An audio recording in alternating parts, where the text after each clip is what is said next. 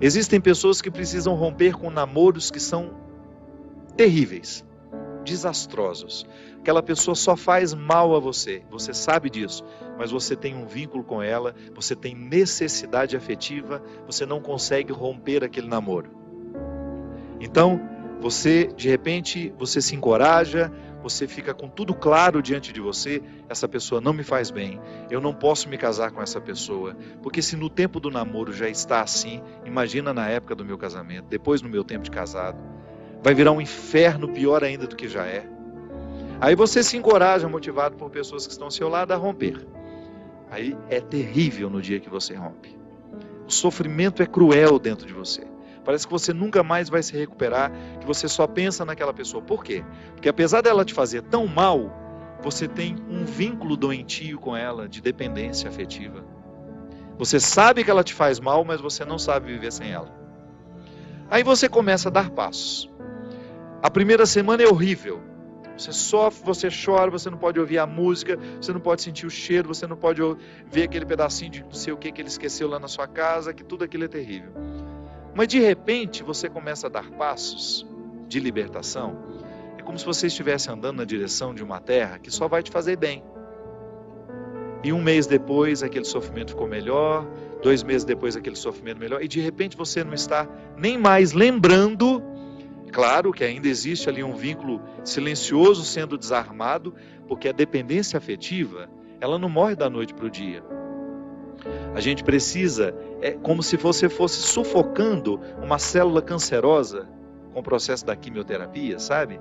Que você vai retirando a vida da célula cancerosa, que é a célula que nos mata. Aí digamos que 3 meses depois, você encontra de novo com aquela pessoa e você tem aquela famosa recaída. Aí pronto. O castelo que você estava construindo, o chão que você tinha andado, que tinha sido tão difícil, você joga fora e você volta para o Egito, você volta para a escravidão. Você faz o mesmo que os companheiros de Moisés queriam fazer, voltar a comer a cebola, voltar a comer o alimento podre, estragado.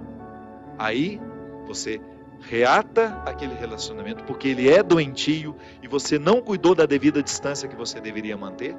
Porque quando você tem essa dependência afetiva, você tem que estabelecer a distância, porque senão você não se cura. Você tem que parar de querer saber da vida daquela pessoa, porque senão você não se cura. Você precisa parar de ficar fuçando o Facebook dela, porque senão você não se cura. Você precisa parar de ficar investigando a vida. Onde que ela foi? O que ela está? Você tem que cessar todos os pontos que podem lhe fazer querer voltar para o Egito. Porque senão você nunca vai se libertar.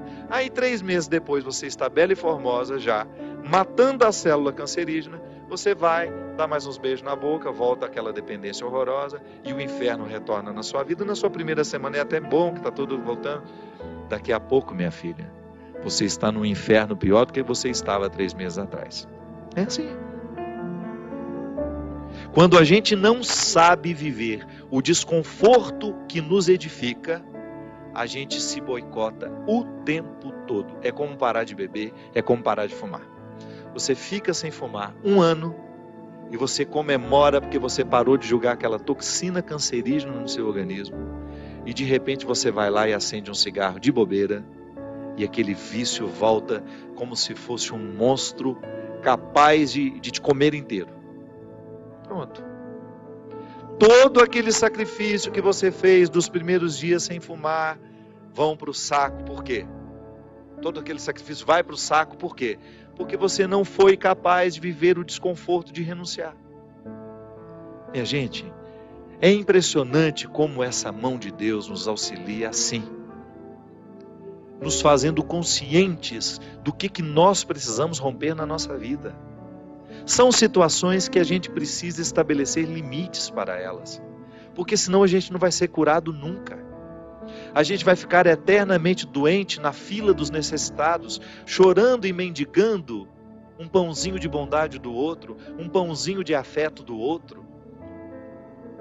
Pelo amor de Deus, nós não fomos feitos para isso. Nós não fomos feitos para ficar arrastando dependentes afetivamente dos outros. A gente foi feito para amar. E o amor só tem sentido na nossa vida se for para nos edificar, se for para nos ajudar a atravessar o desconforto do deserto. Caso contrário, ele não faz sentido. Esse pseudo-amor, esse falso amor que às vezes a gente diz sentir um pelo outro, que não nos ajuda nos desconfortos do deserto. Eu preciso viver os meus desertos, você precisa viver os seus. E os verdadeiros amigos são aqueles que reconhecem os desertos que o outro precisa passar e fala: isso mesmo. Vamos passar por esse deserto porque você precisa dele.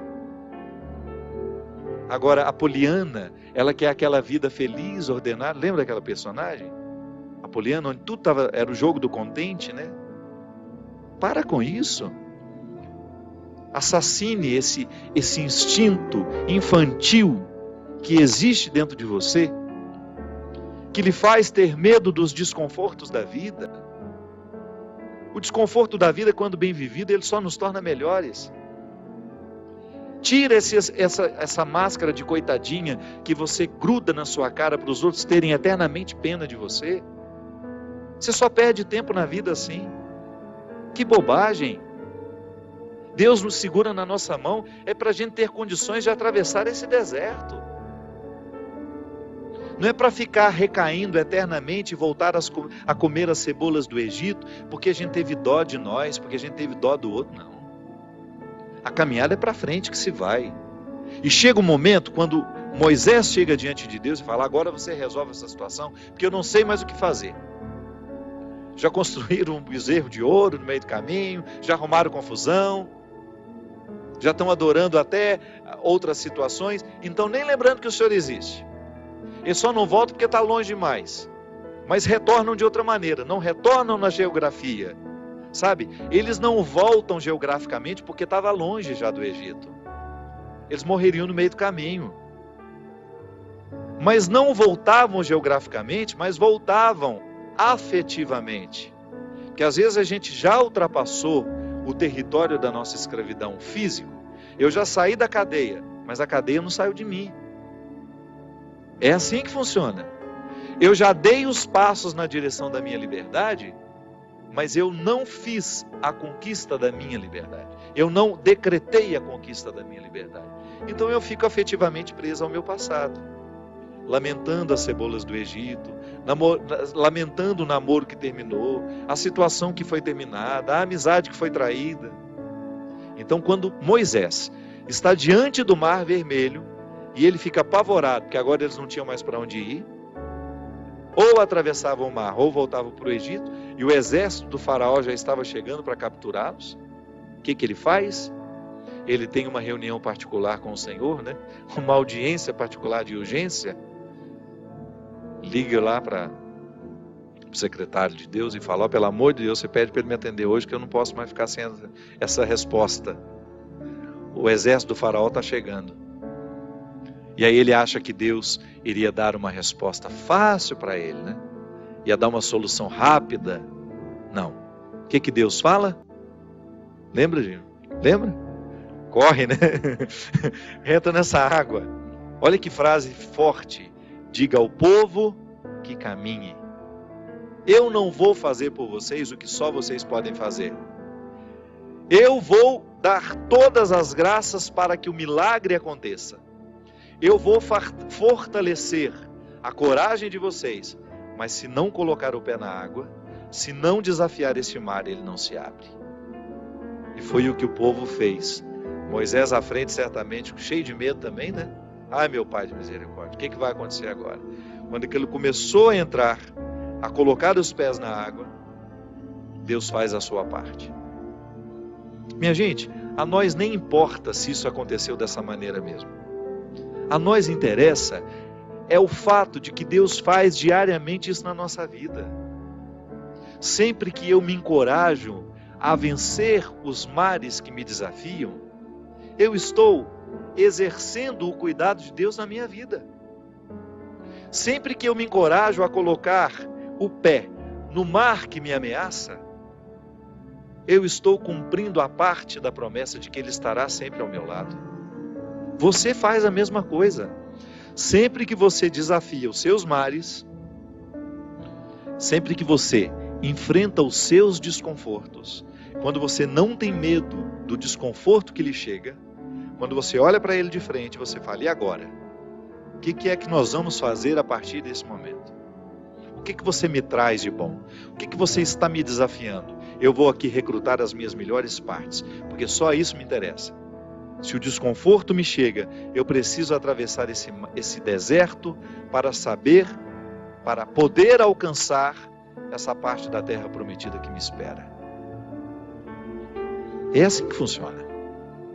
Não há uma fórmula mágica para a vida. Ainda que a gente não acreditasse em Deus, nós teríamos de viver os desconfortos que nos fazem crescer. Ainda quem não crê em Deus precisa enfrentar os desconfortos de sua história, de sua existência. Agora é claro que quando a gente acredita em Deus, quando nós acreditamos de que existe alguém superior a nós, nos capacitando para a gente fazer a travessia, um conforto a mais nos é oferecido. Por isso, baseados na experiência deste conforto que eu já fiz, que você já fez, em muitos momentos, quando essa mão de Deus cuidou de nós, e que a gente dá continuidade ao processo de caminhada, de enfrentamento. É enfrentamento, a palavra é essa. Se a gente não vive os enfrentamentos diários dos nossos desertos, dos nossos conflitos, dos nossos medos, a gente nunca vai chegar ao conhecimento da terra que Ele nos preparou.